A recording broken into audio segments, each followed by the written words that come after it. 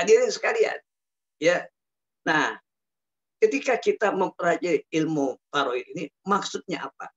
Ya, maksudnya adalah bagaimana kita, siapapun di antara umat Islam itu yang mampu membagi warisnya itu, membagi pembagian harta waris itu yang dimiliki oleh orang yang meninggal, itu dia mampu memberikan waris itu secara baik dan benar. Secara baik dan yang benar itu sesuai dengan ketentuan Allah Subhanahu wa taala, dan sumber utamanya itu ada di dalam surah An-Nisa. Ya, sumber hukum waris itu ya banyak yang bicara tentang hukum waris, tapi sumbernya ada di surat An-Nisa, yaitu ayat 11, ayat 12, ayat 13 dan ayat 14, nanti ada di ayat 32 dan juga nanti di ayat-ayat terakhir dalam surah An-Nisa. Jadi kalau Bapak, Ibu-ibu ya ingin memperdalam ilmu waris ya atau bisa ilmu waris, tolong ini ya surat An-Nisa ya dibaca ya dari ayat yang 7, kemudian ayat yang ke-11, 12, 13, 14, ayat yang ke-32 sampai nanti ayat yang terakhir. Insya Allah kita sudah punya gambarannya. Nah, kemudian next ya. Kemudian juga kita lihat di sini bahwasanya bagi kita umat Islam ini melaksanakan pembagian waris ya berdasarkan hukum waris itu, artinya berdasarkan syariat Islam ya. Jadi membagi waris, membagi harta waris itu bagi orang yang beriman itu maka hukumnya adalah wajib tanpa terkecuali. Kalau dia mengaku beriman ya, maka di dalam pembagian waris itu mutlak ya, dia harus menggunakan syariat. Syariat apa? Syariat yang bersumber dari Al-Quran. Surat An-Nisa ayat 11 dan ayat 12. Kenapa demikian? Kenapa kita diwajibkan untuk melaksanakan pembagian waris itu ya berdasarkan sumber-sumber hukum yang datangnya dari Allah? Karena Allah Subhanahu wa taala mengancam ya, mengancam bagi siapapun orang yang beriman ya yang tidak mengikuti ketentuan-ketentuan yang datangnya dari Allah. Makanya kita lihat ayat yang ke-13. Ketika seseorang itu melaksanakan pembagian waris ya, belum melaksanakan pembagian waris ya. Next. Ya yang itu dulu ya. Ya, belum ya. Nah, setelah orang itu melakukan pembagian waris berdasarkan ketentuan-ketentuan Allah, maka dalam surah An-Nisa ayat 13 Allah memberikan imbalan yang luar biasa. Allah berfirman, "Wa may yuti'illaha wa rasulah yudkhilhu jannatin tajri min tahtiyal anhar khalidina fiha wa dzalika fawzul adzim." Apa kata Allah? Siapa orang yang taat kepada Allah dan Rasulnya dalam hal pembagian waris, niscaya Allah akan masukkan ke dalam surga untuk selama-lamanya. Allah jamin. Itu jamin dari Allah. Siapa orang yang mentaati Allah dan Rasulnya dalam pembagian waris itu, maka imbalannya adalah Allah akan memasukkan ke dalam surga selama-lamanya. Akan tetapi ya, yang tadi saya katakan bahwa juga siapa orang yang tidak taat, siapa orang yang tidak mau melakukan pembagian waris itu berdasarkan ketentuan Allah dan Rasul-Nya, maka ayat yang ke-14 Allah menyatakan wa may ya'sillaha wa rasulah wa yata'adda hududahu yudkhilhu naran khalidan fiha walahu adzabun. Siapa orang yang maksiat, melanggar aturan Allah dan Rasul-Nya, melanggar batas-batasan ketentuannya, dalam konteks ini adalah ketentuan-ketentuan dalam masalah waris, apa ancaman Allah? Niscaya Allah akan memasukkan dia ke dalam neraka untuk selama-lamanya. Wallahu azabun muhin, dan baginya adalah siksa yang sangat menghinakan. Oleh karena itulah bapak-bapak dan ibu-ibu, ini adalah bagian daripada syariat Islam, pembagian waris. Maka kita harus mengikuti apa yang ditegaskan, yang digariskan oleh Allah Subhanahu wa Ta'ala. Nah, oleh karena itulah, maka mari sama-sama kita lihat di dalam pembagian waris itu yang harus kita ingat selalu bahwasanya seluruh apa yang ada di alam dunia ini, ini kuncinya nih, mutlak. Hadirin sekalian harus larinya ke situ. Bahwa seluruh yang ada di alam dunia ini, dengan segala fasilitasnya, ya, dengan segala fasilitasnya, ini adalah kepunyaan Allah. Semua punya Allah. Lillahi ma fis samawati wa ma fil ard. Kepunyaan Allah, apa yang ada di langit dan apa yang ada di bumi, ya.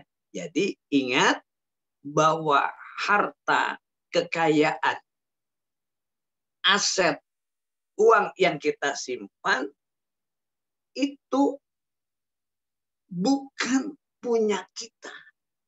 Kita cuma ketitipan.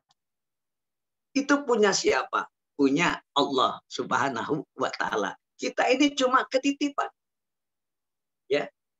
Oleh karena itulah, makanya ketika seseorang itu meninggal dunia, siapapun dia ini meninggal dunia, maka seluruh fasilitas hidup yang dimilikinya itu, ya, mau harta, pangkat, kedudukan, semua itu dikembalikan kepada Allah Subhanahu wa Ta'ala. Ya. Jadi, ya, belum, masih di sini, ya. Jadi semua, ya, semua yang ada, yang dimiliki oleh seseorang itu berupa titipan saja. Yang punya Allah. Ya. Makanya ketika seseorang itu meninggal dunia, yang kita dengar adalah inna lillahi wa inna ilaihi rajiun. Semua datang dari Allah dan kembali kepada Allah. Nah, sudah kembali kepada Allah, yang orang yang meninggal itu hartanya kembali kepada Allah. Nah, itu ingat. Allah maha baik. Ya. Allah maha baik. Begitu harta itu kembali kepada Allah, Allah kembalikan, Allah serahkan kepada ahli warisnya yang berhak mendapatkannya. Apa kurangnya Allah? Lalu lebih istimewanya lagi, Allah langsung memberikan hitung-hitungannya. Anak dapat sekian, orang tua dapat sekian, ya, ibu sekian, saudara-saudara sekian, itu dari Allah langsung. Allah berikan hitung-hitungannya itu, jatah-jatahnya sekian. Nah, itu lihat di surat An-Nisa ayat 11 ayat 12. Yusikumullah bi auladikum lidzakari mislu hadil unsay. Fa in kunna nisa'am faqasnataini falahunna sulusa matara. Al-ayat. Itu ada hitung-hitungannya. Untuk apa? Biar orang yang menerimanya itu bersyukur. Ya, tahu ya, bahasa kasarnya tahu dirilah gitu. Ini harta punya Allah. Bukan punya orang tuanya, bukan punya kakek dan neneknya. Ini dasarnya punya Allah. Ya, kalau udah meninggal, lalu oleh Allah dikembalikan kepada ahli warisnya dengan hitungan-hitungan yang juga datangnya dari Allah. Apa kurangnya Allah? Kan harta waris itu didapat oleh yang terima waris, kan nggak ada kerjaan, nggak susah payah. Harta itu sudah ada. Lalu diberikan kepada ahli warisnya. Kan enak. Apalagi yang dipersoalkan. Jadi sungguh naib sekali dan sangat memalukan sekali kalau orang yang mendapatkan waris itu kemudian ada masalah-masalah tidak sukalah atau macam-macam. Ini sungguh sangat disayangkan sekali. Terus, next. Nah, terus lagi.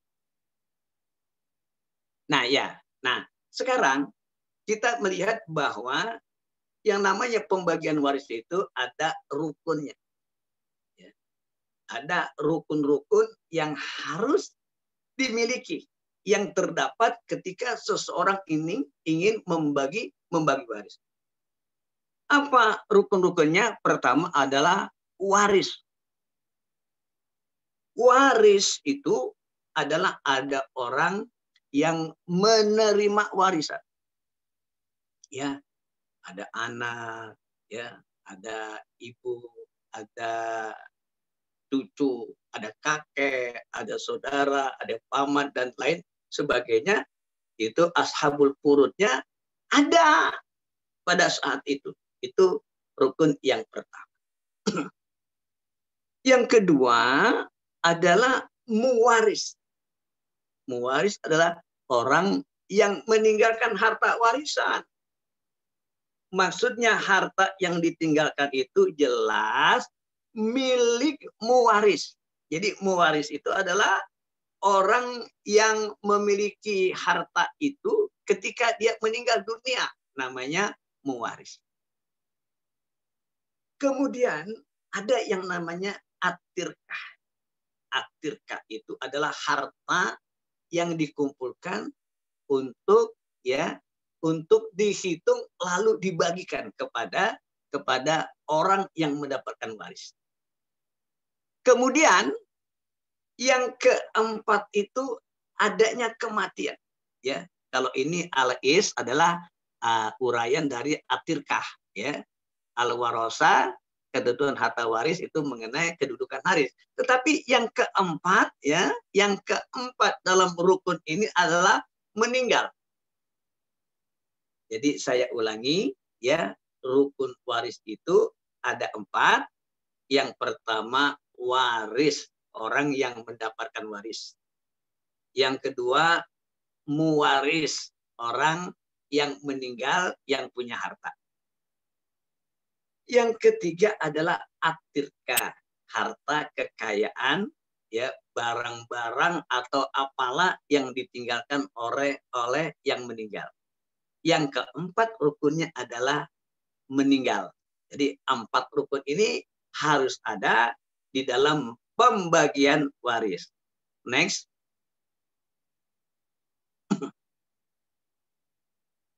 Ya, lanjut. Nah, ya. Belum ini, ya, belum. Sebelumnya, ya, lagi satu lagi. Next.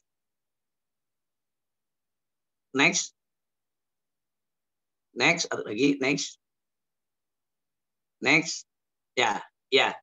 yang tadi yang barusan. Nah, ya. Nah, ini ya sudah ada rukun-rukun yang 4. Ya, yaitu yang harus ada ketika kita membagi waris.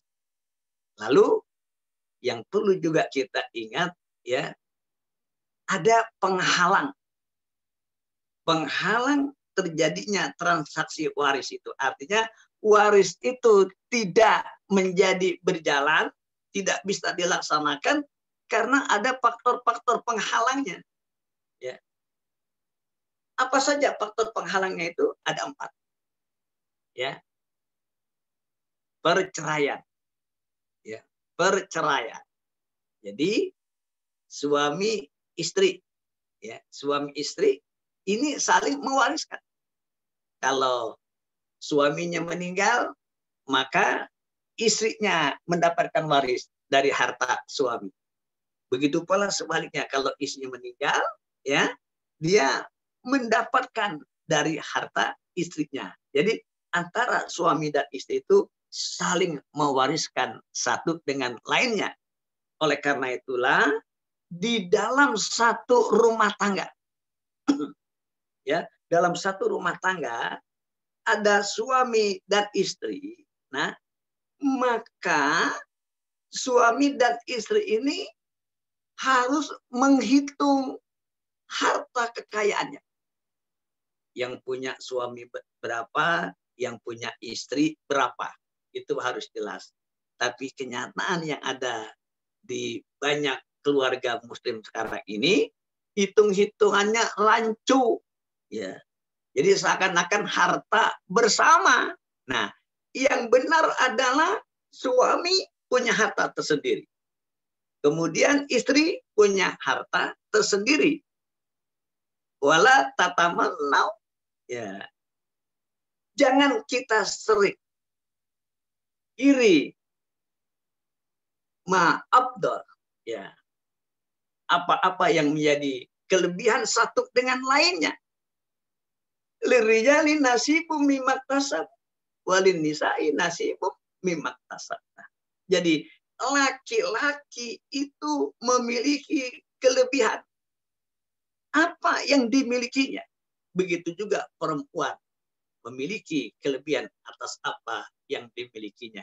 Jadi dalam satu rumah tangga, ya saya ulangi berulang-ulang ini, Bapak dan Ibu, rekan-rekan sekalian yang hadir dalam pertemuan kali ini, bahwa dalam rumah tangga, harta istri tersendiri, harta suami juga tersendiri. Untuk apa? Untuk nanti kalau salah satu di antaranya meninggal dunia, maka satu dengan lainnya saling mewariskan. Jadi kalau suaminya itu meninggal dunia, maka istri mendapatkan harta dari suaminya. Nah, berapa harta yang didapatkan oleh istri? Dari seluruh harta suami itu, istri mendapatkan 1/4 dari harta yang ada kalau nggak punya anak. Tapi kalau punya anak cukup 1/8. Nah, begitu pula sebaliknya. Kalau istri yang meninggal, maka hartanya menjadi waris bagi suaminya. Nggak semua.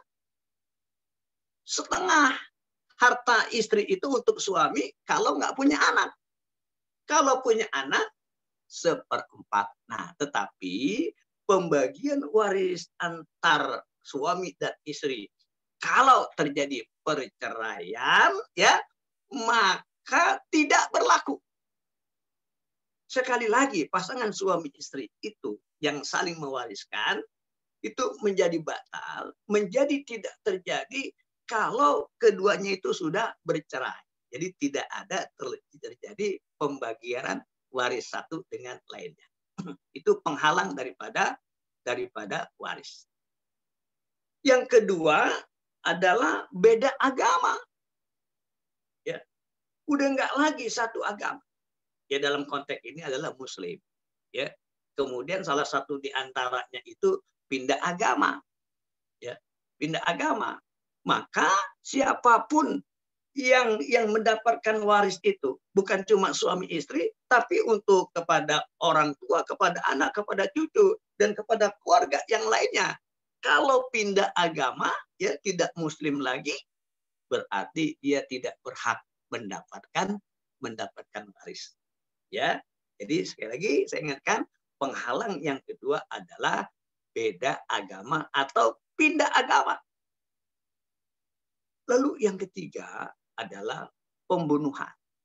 Ya, pembunuhan, ya, orang yang ngebunuh nih, ya dibunuh, ya orang tuanya misalkan yang punya harta dibunuh biar warisnya keluar, itu nggak bisa.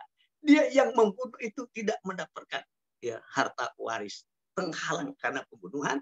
Lalu yang keempat adalah perbudakan. Perbudakan, dia tidak berhak mendapatkan warisan. Nah, itulah yang menjadi penghalangnya. Lalu dari sini ya, Bapak, Ibu hadirin sekalian, paling tidak kita bisa mendapatkan gambaran awal tentang apa dan mengapa yang namanya waris itu. Jadi waris ya, ilmu faraid adalah ilmu dalam rangka pembagian harta peninggalan orang yang sudah meninggal, dibagikan kepada pewaris yang berhak untuk mendapatkannya. Dan kita tahu bahwa rukun daripada waris itu ada 4. Yang pertama adalah waris, orang yang menerima waris. Yang kedua muwaris, orang yang meninggal, yang memiliki harta. Ya. Yang ketiga adalah tirkah, atirkah, hartanya ada. Lalu yang keempat ya adalah kematian atau meninggal. Ini 4 yang menjadi rukun. Nah, setelah kita memahami, mengetahui hal yang semacam itu, maka diwajibkan bagi kita untuk melaksanakan syariat Islam ini dalam pembagian waris dengan sebenar-benarnya, sesuai dengan aturan Allah Subhanahu wa Ta'ala. Oleh karena itulah, Bapak dan Ibu, ya, ada beberapa persoalan masalah yang ingin saya sampaikan. Bahwasanya sekarang ini di kalangan umat Islam ya belum maksimal melaksanakan syariat Allah ini yang berkenan dengan waris. Maka dengan itu ada beberapa kesalahan. Kesalahan di dalam pembagian waris. Apa saja kesalahannya? Itu banyak sekali. Tetapi dalam hal ini, malam ini hanya beberapa yang akan saya sampaikan. Yang pertama adalah membagi waris itu dalam tingkatan tirkah. Apa itu tirkah? Tirkah adalah harta yang meninggal itu dikumpulin. Ada rumahnya misalkan, ada kebunnya kalau ada, mungkin ada vilanya, mobil, emas, atau uang yang disimpan, itu semua dikumpulkan. Ya, untuk apa? Untuk dibagi kepada pewarisnya. Setelah dikumpulkan semua aset daripada yang meninggal itu, ya udah terkumpul lah. Misalkan terkumpul 1 M kalau dirupiahkan. Ya, misalkan ya mau lebih mau kurang itu nggak jadi. Ini saya misalkan yang gampangnya 1 M. Lalu setelah terkumpul 1 M itu dibagi-bagi kepada pewaris yang dapat waris. Baik bapak, ibu, anak-anaknya ya dibagi. Suami atau istri dibagi. Ya. Nah, kalau ini terjadi bapak dan ibu, berarti telah terjadi kesalahan di dalam pembagian waris. Di mana kesalahannya? Membagi waris itu masih dalam tingkatan tirkah. Tirkah maksudnya harta yang kotor, ya. Dikumpulkan harta itu langsung dibagi. Ini menyalahi aturan syariat, ya. Ini berarti telah zalim. Ya, zalim, ya. Nah, yang benar adalah tirka ini dilanjutkan dengan al-irs, ya, supaya harta itu menjadi bersih. Di dalam ayat Al-Quran dikatakan mimba wasiyatin yusi biha audai. Jadi harta warisan itu bisa dibagi kalau sudah mengikuti beberapa prosedur sebelumnya. Apa itu prosedur sebelum? Yaitu wasiat. Di mana yang meninggal itu punya wasiat. Masih dia hidup, dia berwasiat. Wasiat ini bisa diomongin dengan orang lain yang dipercaya. Wasiat itu bisa juga dengan tulisan. Ya, wasiat. Ya. Dan wasiat ini diberikan kepada lembaga-lembaga tertentu, kepada orang-orang tertentu. Ya, dibagi, ditulis gitu. Nah, ketika harta itu sudah kumpul sebelum dibagi kepada ahli waris, maka wasiatnya harus dikeluarkan. Kalau misalkan hartanya 1 M, maka si yang meninggal itu lagi di masa hidup berwasiat. Nanti yang 300 juta itu saya serahkan infak atau sedekah saya atau amal jariah saya atau wakaf saya, apalah namanya, misalkan ke Lasnas Dewan Dakwah, misalkan, maka itu harus dikeluarkan terlebih dahulu. Berarti tinggal 700. Setelah 700 juta mau dibagi? Belum juga. Kenapa? Masih ada dain, masih ada hutangnya. Jadi hutang ini orang yang meninggal harus dikeluarkan terlebih dahulu. Misalkan hutangnya 200 juta, udah 200 juta. Berarti untuk wasiatnya 300, hutangnya 200, udah bisa dibagi. Belum, masih satu lagi. Atau apa? Biaya penguburan, biaya prosesi, pemakaman, dan lain sebagainya. Sekian, misalkan 100 juta, tinggal 400 juta. Yang tersisa, itu namanya al-is, itulah yang baru boleh dibagi kepada para ahli waris. Bukan yang 1 M. Jadi kalau kita membagi pada tingkat 1 M, pada saat tirka, itu berarti kita telah menjolimi orang yang telah meninggal dunia dan tidak sesuai dengan syariat Allah Subhanahu wa Ta'ala. Jadi sebelum dibagi kepada ahli waris, maka ya yang pertama yang harus dilakukan adalah keluarkan kalau ada wasiatnya, ya. Kemudian juga keluarkan hutangnya, keluarkan biaya penguburannya, baru dibagi harta waris. Itu kesalahan yang pertama. Lalu kesalahan yang kedua. Kesalahan yang kedua adalah membagi waris. Ya. Membagi waris itu ya ketika yang punya waris itu masih hidup. Dia masih hidup nih, yang punya waris, belum meninggal. Padahal tadi rukun daripada pembagian waris itu meninggal dulu. Begini Pak Ustadz, saya pungpung masih hidup ini, ya saya punya rumah ada 5, anak saya 5, udah saya bagi 1 per 1 5, selesai. Saya masih hidup, mereka bisa nggak ribut. Saya khawatir kalau saya meninggal, anak saya 5 ini saling berebut harta. Makanya ketika saya ini hidup, saya bagi-bagi terlebih dahulu. Saya bagi-bagi waris. Nah ini keliru. Kenapa keliru? Kalau itu dikatakan waris, loh yang punya waris itu masih hidup. Sedangkan waris itu dibagi kalau yang punya waris itu udah meninggal. Tapi apakah itu dilarang membagi harta itu ketika masih hidup? Boleh, tetapi itu namanya bukan waris. Ya, namanya bukan waris. Tapi apa namanya? Namanya hibah. Jadi ketika yang punya harta itu masih hidup, ya, lalu dia menghibahkan kepada anak-anaknya, ya silakan aja, nggak jadi masalah.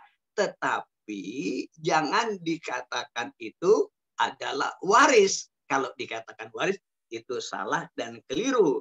Yang benar adalah hibah, ya, hibah kepada anak-anaknya. Tetapi persoalannya adalah kalau punya rumah 5 dikasih kepada anak-anak kita, dihibahkan, lalu bapak dan ibu punya kita mana? Ya. Nah, dalam konteks ini ibu dan bapak, saya ingin mengingatkan, ya, bukan cuma yang kita pikirkan anak-anak kita saja, bukan yang kita pikirkan orang-orang yang akan menerima waris, tapi tolong juga pikirkan diri kita. Jadi selagi kita masih hidup, ya, kita udah berusaha mencari harta, ya, dengan susah payah. Kalaulah kita punya harta, maka sisihkan sebagian harta itu untuk diri kita. Selagi kita masih hidup.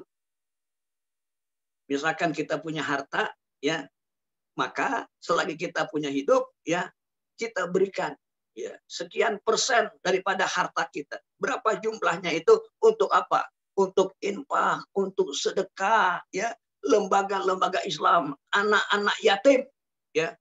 Nah, saya punya anak yatim, ya, ada 100 orang, ya, di tempat saya itu diberikan kepada anak-anak yatim untuk atas nama diri kita, bapak dan ibu, ya, diberikan kepada atas nama kita. Jangan sampai semua kita kasihkan kepada ahli waris. Untuk kitanya mana? Jadi ketika kita masih hidup, ya, kita manfaatkan harta yang kita cari untuk diri kita, ya. Tetapi juga jangan semuanya. Kalau kita mau misalkan berwasiat memberikan kepada panti asuhan, itu nggak boleh lebih daripada 1/3 daripada harta yang kita miliki. Allah udah atur. Biar apa? Biar ahli warisnya, anak-anaknya tidak beringsatan, tidak kekurangan, tidak jatuh miskin.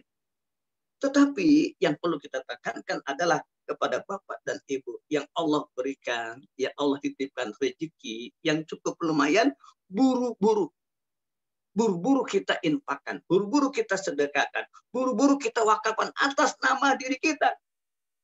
Wa anfiqu mimma rajaqnakum min qabli ayatiya ahdakumul maut.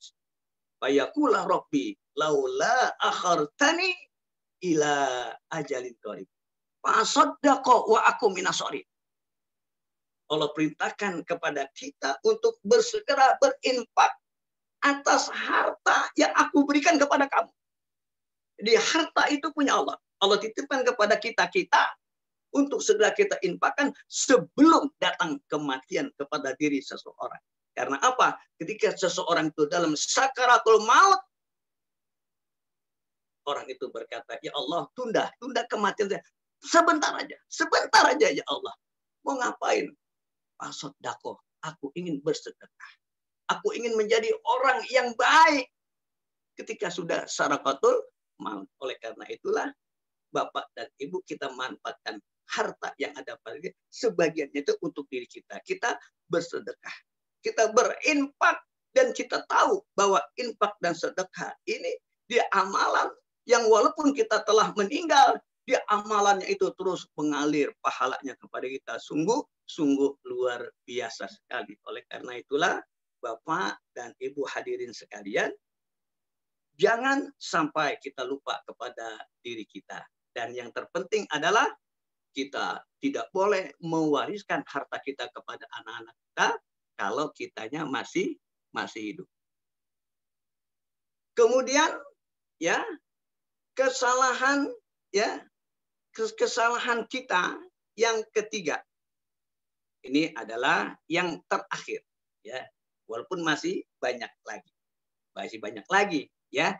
Berikanlah, ya, bagilah harta waris itu, ya, yang segera, jangan ditunda-tunda, ya.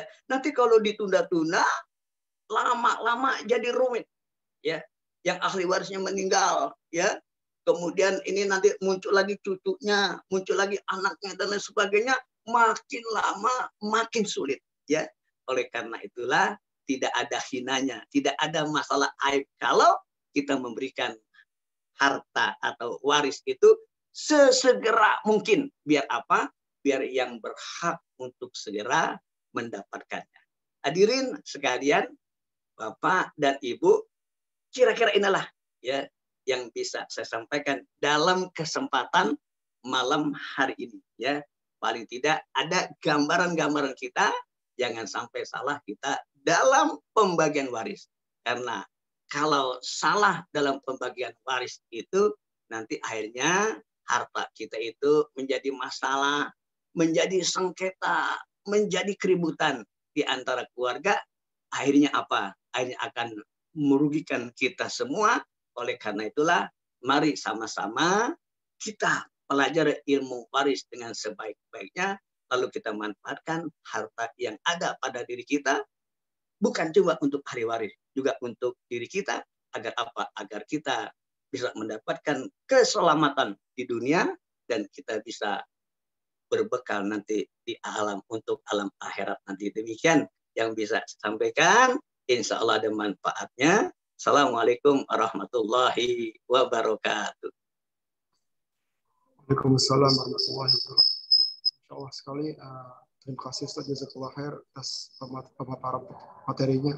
Alhamdulillah kita tadi mendapatkan insight yang luar biasa terkait waris ini, menambah semangat kita untuk senantiasa mempelajari ilmu waris ini, karena mempelajari ilmu waris ini adalah hukuman wajib. Dan tadi kita sudah mendapatkan penjelasan bahwasanya tadi ada beberapa poin-poin ya yang bisa kita hindari ketika nanti kita supaya kita tidak terjerumus dalam kesalahan ketika membagi waris. Baik, selanjutnya insya Allah akan ada sesi tanya jawab begitu ya. Namun sebelumnya akan ada pemutaran video singkat. Silakan panitia bisa diputar videonya.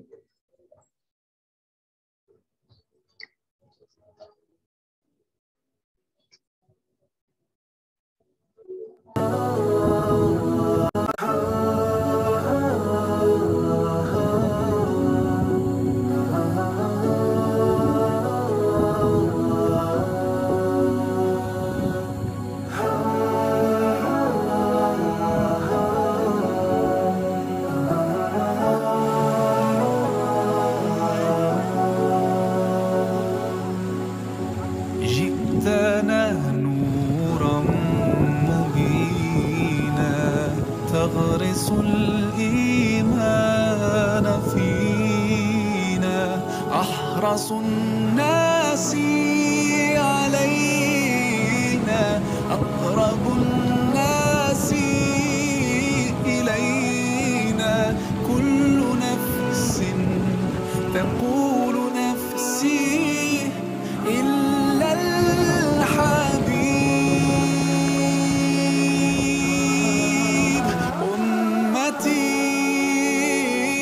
أمتي يقولها لنا يوم القيامة أمتي يقولها شفاعة أنا لها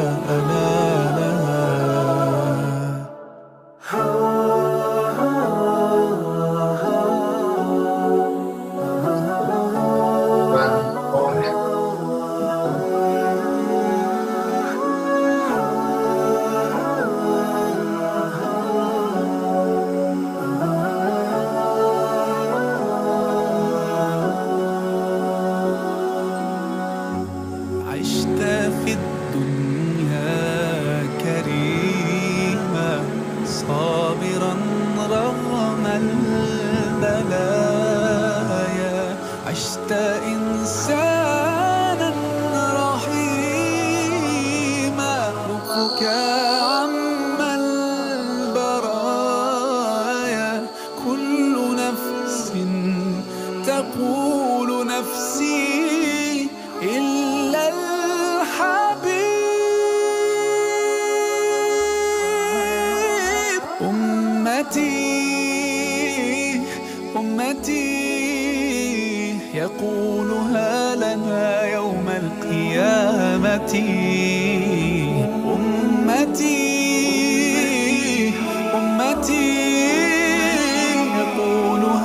شفاعة أنالها محمد.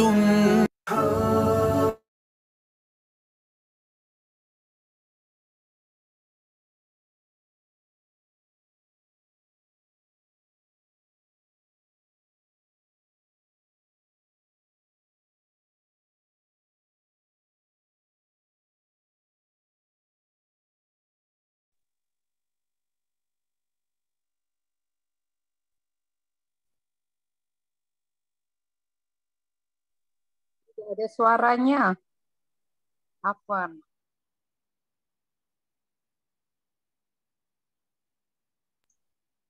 So, tes, oh maaf, tadi ke mute ya. Ya, sudah, Ustaz.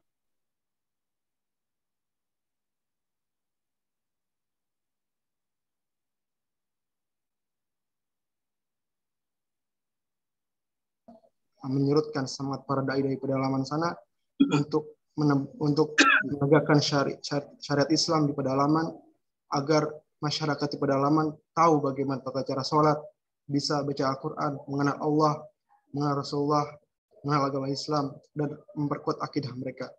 Tentu ini dakwah ini menjadi kewajiban kita bersama ya.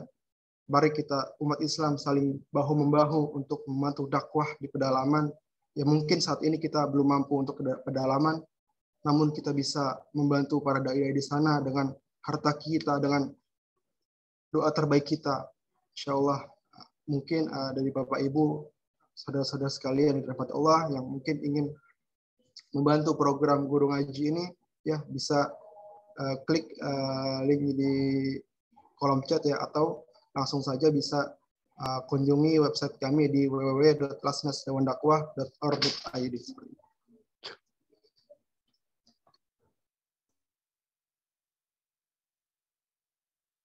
Baik, selanjutnya kita mulai dengan sesi tanya jawab ya. Ini ada beberapa, sudah ada banyak ya yang bertanya. Saya mulai dari atas dulu.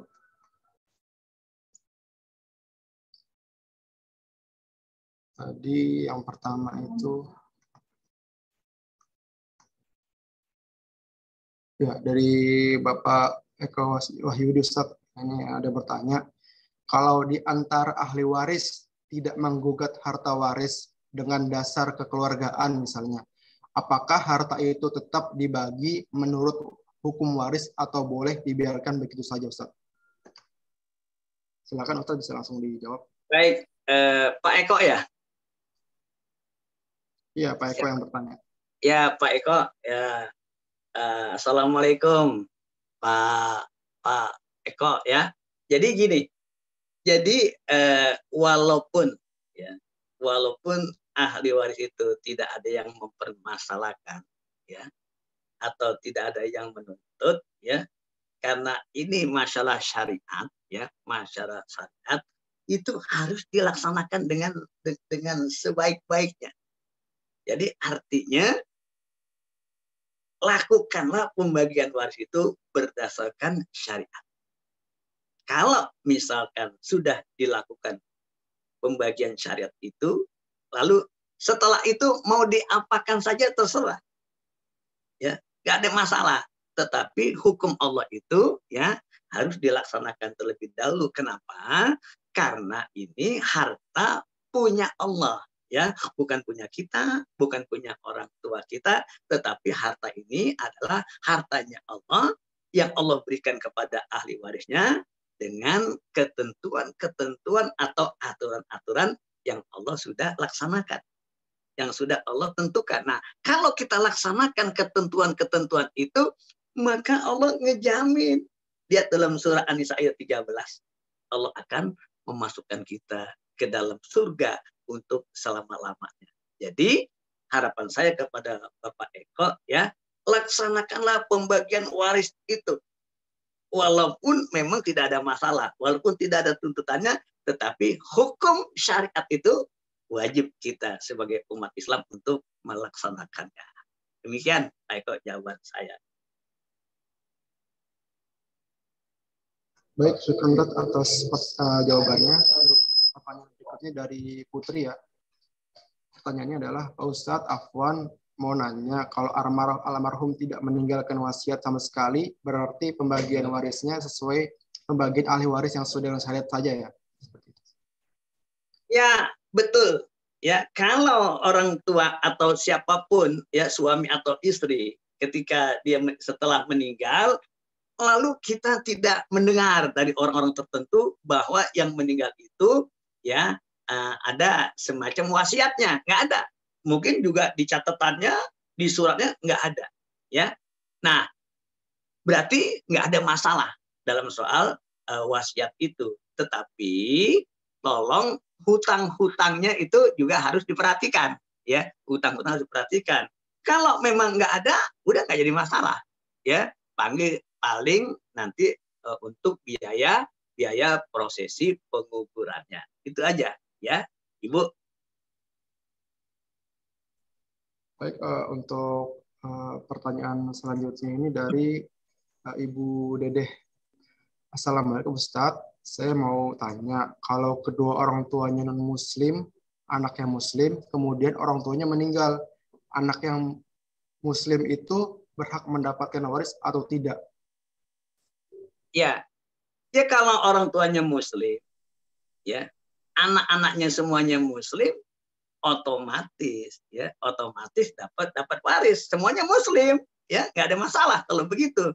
Jadi kira-kira pertanyaannya seperti itu atau bukan gitu. Jadi orang tuanya muslim, anaknya muslim, ya otomatis ya mendapatkan waris.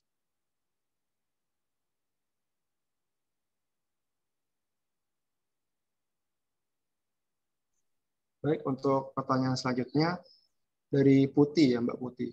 Saat orang tua masih hidup, mereka menghibahkan sebuah rumah kepada anak laki-lakinya.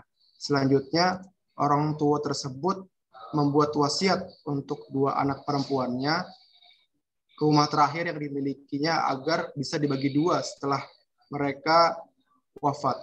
Tetapi wasiat tersebut adalah dengan kesepakatan semua ahli waris, yakni suami istri tersebut dengan ketiga anaknya, satu laki-laki, dua perempuan. Apakah wasiatnya sah, Ustaz? Ya, ini dalam syariat, ya ahli waris, ya ahli waris itu artinya anak-anaknya, ya tidak bisa mendapatkan harta dari jalur wasiat. Jadi kalau memberikan wasiat kepada ahli warisnya itu menjadi batal. Ya. Nggak bisa. Jadi ahli waris itu ya tidak bisa menerima wasiat.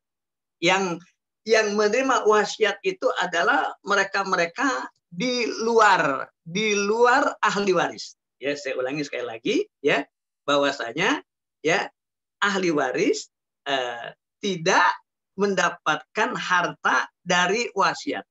Wasiat itu untuk yang lain, bukan ahli waris.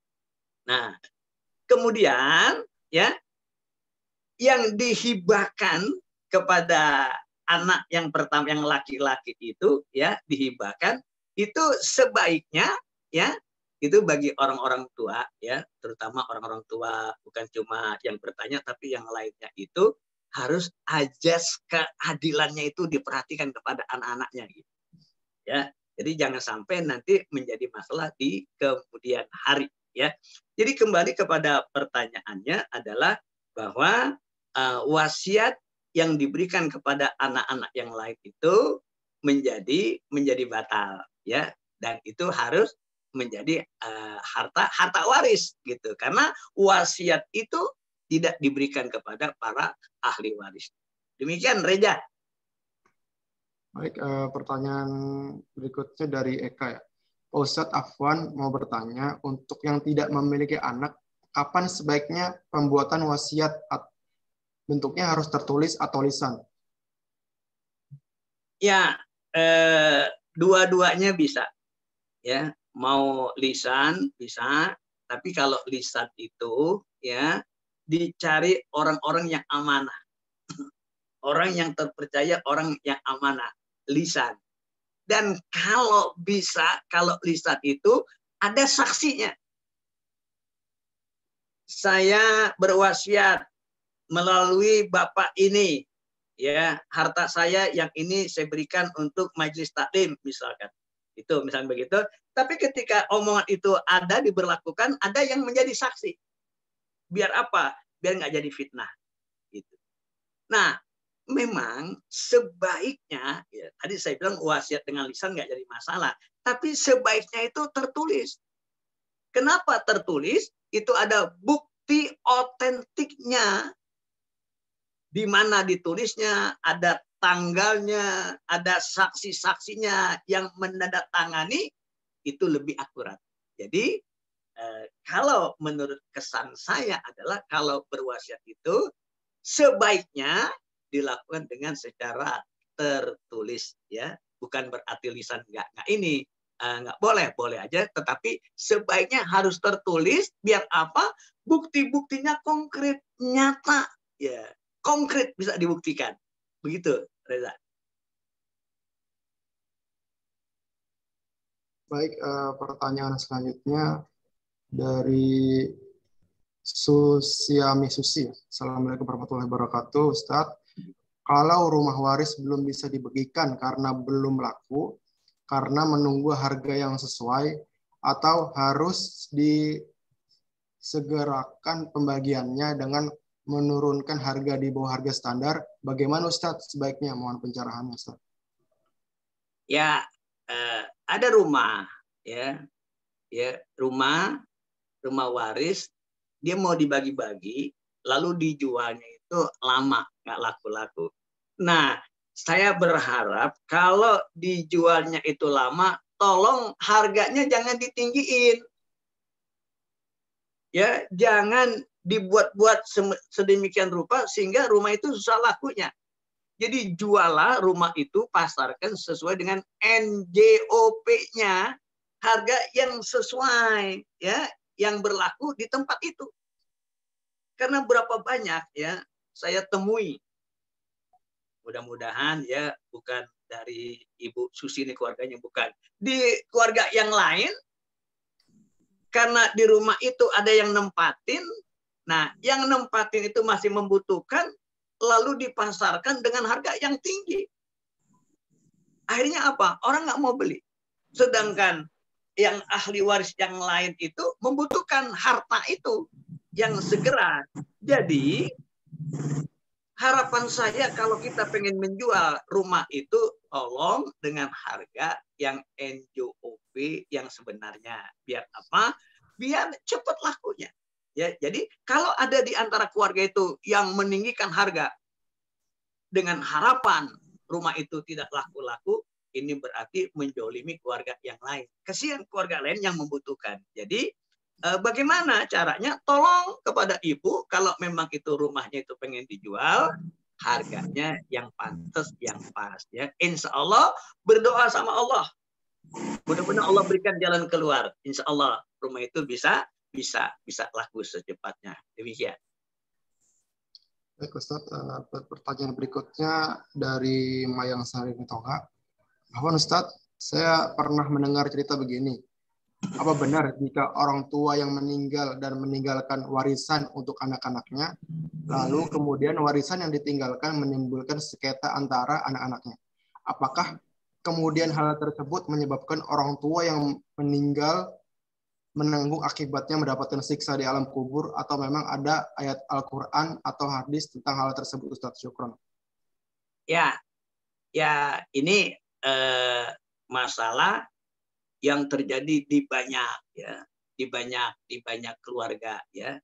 Jadi maksudnya adalah ini kan syariat, ya, membagi waris itu bagian daripada syariat Islam. Tinggal ya kepada orang tuanya, ya, orang tuanya itu sebaiknya ketika dia masih hidup, ya, diberikan pelajaran kepada anak-anaknya. Atau juga kalau dia nggak mampu, dicari seorang ustadz. Biar anak-anaknya itu memahami wilayah-wilayah di dalam pembagian waris. Ya, karena apa? Ini masalahnya, ya, Ibu, ada beberapa hal yang membuat harta waris itu menjadi sengketa. menjadi masalah. Inilah yang sangat kita khawatirkan. Dan itu bisa terjadi kepada siapa saja. Kenapa bisa demikian? Pertama, orang itu ya ketika dia bersengketa dalam masalah waris, dia belum paham betul kalau itu harta itu nggak kekal. Harta itu nggak selama-lamanya. Kenapa diributkan sesuatu yang nggak kekal di alam dunia ini? Itu satu. Yang kedua, harta itu hadiah dari Allah. Anak-anaknya nggak ngapa-ngapain. Nggak bekerja, nggak banting tulang mendapat harta itu. Allah kasih hak-haknya. Kok pakai ribut? Sungguh sangat ironis sekali. Yang ketiga adalah karena orang yang ribut itu nggak ngerti kalau dia makan harta hak orang lain dalam masalah waris itu hukumnya haram. Itu hak orang diambil, itu hukumnya haram. Harusnya dia mengambil yang sudah menjadi haknya dia. Kok hak saudara-saudaranya diambil? Karena apa? Karena ada jiwa jiwa serakah untuk memiliki harta. Dan yang keempat ini adalah karena ada rakus dalam orang yang bersengketa. Oleh karena itulah ya kita bermohon ya kepada Allah, orang-orang tua kita yang sudah meninggal dunia ini, justru ya kalau terjadi seperti ini kita doakan. Mudah-mudahan Allah ampuni segala dosa dan kesalahan orang tua kita. Bukan kita ngebalikin, wah ini akan dapat siksa misalkan. Itu insya Allah tidak menjadi demikian. Tetapi ada keprihatinan kita kepada anak-anaknya ini, ya, yang mendapatkan harta. Tolong ya, hormati orang tua kita yang sudah meninggal. Juga patuh dan taat kepada hukum Allah. Hidup itu akan berkah. Percayalah kalau harta warisan itu mendatangkan ribut, dia akan menjadi malapetaka. Dia akan jauh daripada surga. Oleh karena itulah ya tidak elok rasanya kalau kita menyalahkan orang tua kita, apalagi yang sudah meninggal dunia. Akan tetapi kita mengambil pelajaran bagi para orang tua mulai sekarang. Ketika Allah masih memberikan kita hidup di alam dunia, kita ajarkan pemahaman dalam masalah waris. Agar apa? Agar kelak ketika kita selaku orang tua sudah tidak ada lagi, maka harta waris ini akan memberikan keberkahan kepada anak-anaknya, bukan sebaliknya menjadi malapetaka. Kira-kira begitu jawaban saya, Mas Reza. Baik, untuk pertanyaan selanjutnya dari Pak Ferry ya. Assalamualaikum Ustaz, mau tanya terkait pembagian harta warisan. Kami 4 bersaudara, 1 tiri bawaan ayah, saya laki-laki. Ayah tiri sudah meninggal dan tidak harta waris. Penghasilannya habis untuk hidup kami semasa hidup. Sedang yang punya harta waris hanya ibu saya. Berupa rumah dan isinya. Berapa bagian yang akan dibagikan untuk 4 anaknya? Apakah saudara tiri kami juga akan mendapatkan harta warisan dari ibu jika ibu meninggal? Ya. Jadi ketika bapak udah nggak ada lagi hartanya, udah habis dimakan. Lalu yang ada ibu. Ya. Ibu ini ya punya waris. Nah, punya waris, punya harta. Jadi nanti kalau ibunya udah Allah panggil misalkan itu, maka hartanya itu ya diberikan kepada orang tuanya kalau masih ada. Ya. Kemudian dibagikan kepada anak-anak kandungnya. Ya, anak kandungnya, bukan anak di luar kandungnya gitu. Yang mendapatkan harta dari harta ibu. Gitu. Jadi saya tegaskan lagi bahwa harta ibu itu diberikan yang berhak itu ke atas ya orang tuanya kalau masih ada. Ya. Kalau suaminya masih ada, ya suaminya dapat. Tapi karena suaminya nggak ada, ya berarti nggak ada. Nah, lalu anak-anaknya. Nah, anak-anak yang bukan yang dikandung dari ibunya, yang lahir dari ibunya itu nggak mendapatkan harta dari hartanya ibu. Ya. Jadi berapa anak kandung dari ibu, itulah yang akan dia mendapatkan harta itu.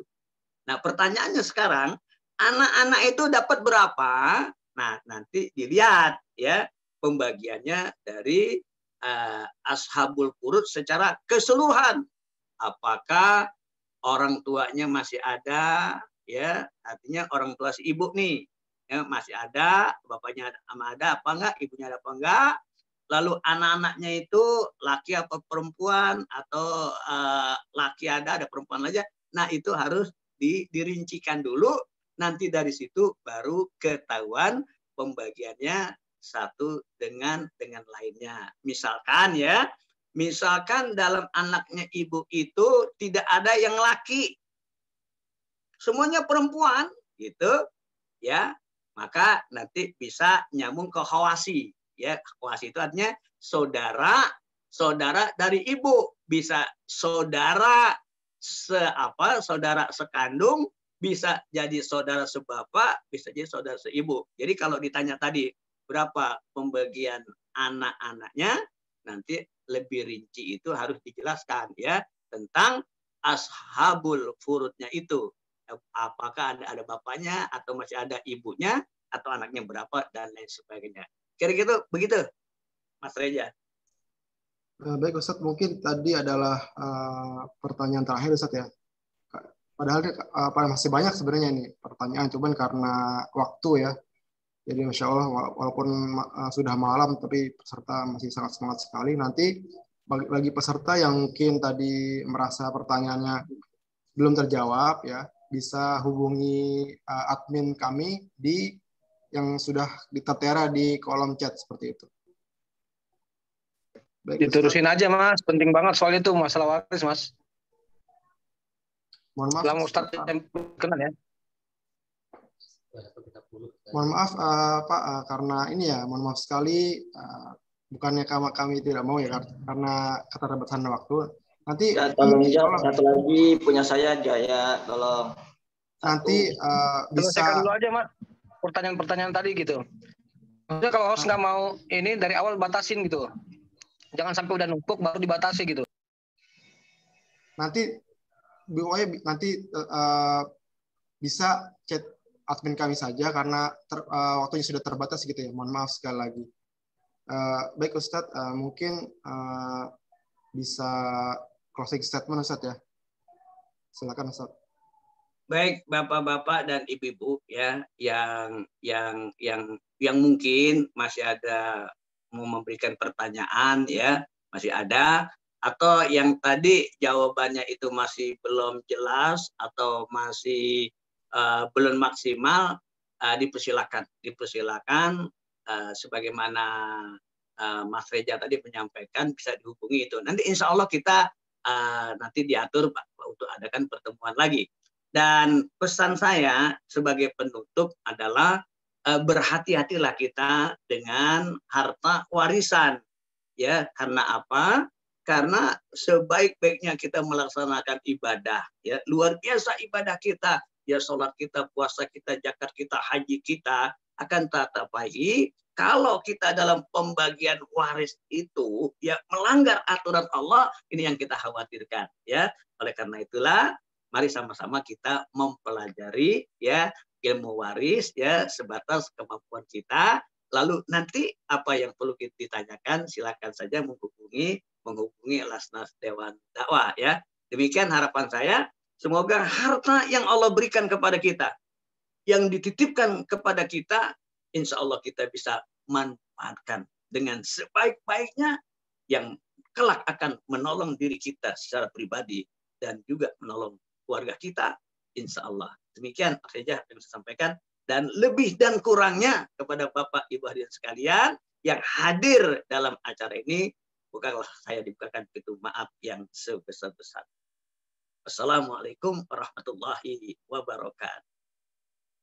Waalaikumsalam warahmatullahi wabarakatuh. Terima kasih Ustaz, jazakallah khair atas pemaparan materinya. Mungkin teman-teman nanti bisa follow Lasas Dakwah Dakwah dan Muslimah Core Indonesia untuk kajian, info-info kajian berikutnya. Insya Allah kita akan mengadakan kajian di waktu yang akan datang. Mungkin selanjutnya kita bisa foto bersama ya, bisa teman-teman sekalian bisa open kamera seperti itu. Mungkin panitia nanti bisa di screenshot.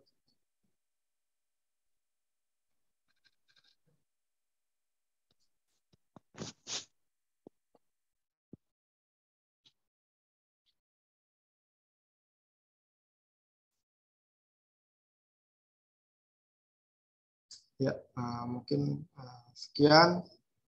Mohon maaf sekali bagi para peserta yang tadinya jawabannya belum bisa terjawab. Mohon maaf. Silahkan nanti hubungin ke admin. Insya Allah nanti kita akan bantu hubungkan ke Ustaz Oma. Insya Allah nanti jawabannya akan segera terjawab. Insya Allah. Baik, saya sebagai pembawa acara pada hari ini pamit undur diri. Jazakumullah khair kepada para peserta yang sudah menyempatkan waktunya untuk hadir di acara kajian waris pada hari ini. Sekian dari saya. Assalamualaikum warahmatullahi wabarakatuh. Waalaikumsalam warahmatullahi wabarakatuh. Waalaikumsalam warahmatullahi wabarakatuh. Ya, izin live ya. Terima kasih atas ilmunya. Ustaz dan panitia. Assalamualaikum. Assalamualaikum warahmatullahi wabarakatuh.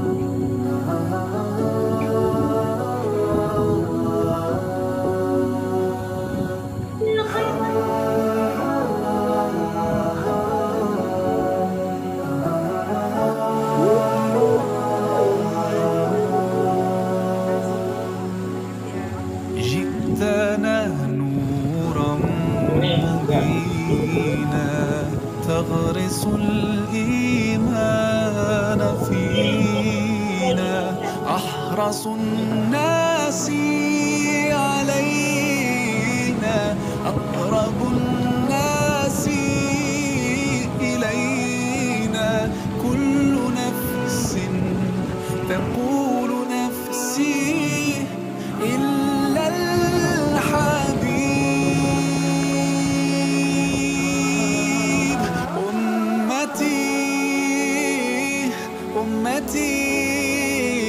يقولها لنا يوم القيامة أمتي يقولها شفاعة أنا لها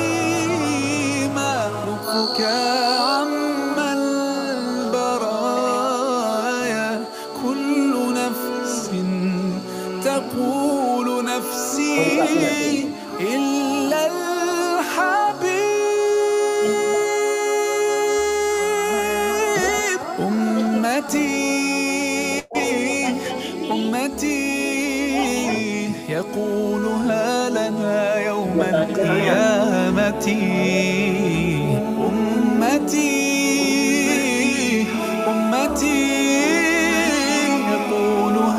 شفاعة أنالها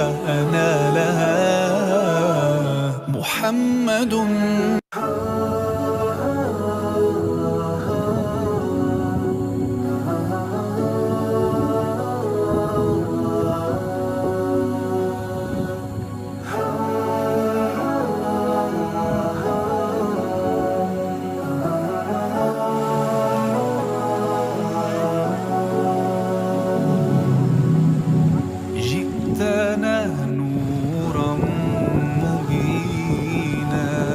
تغرس الإيمان فينا أحرص الناس علينا أقرب الناس إلينا كل نفس تقول نفسي إلا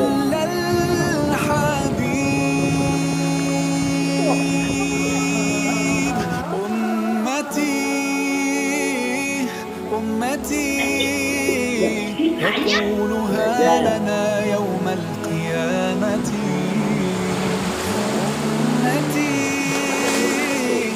أمتي يقولها شفاعة أنالها.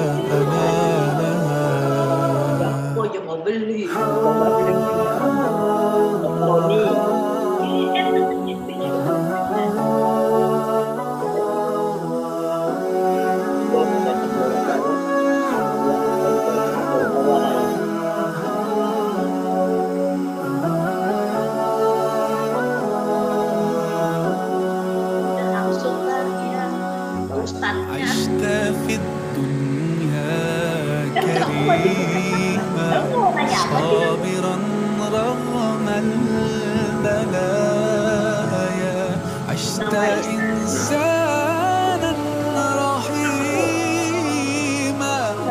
كعم البرايا كل نفس تقول نفسي إلا الحبيب.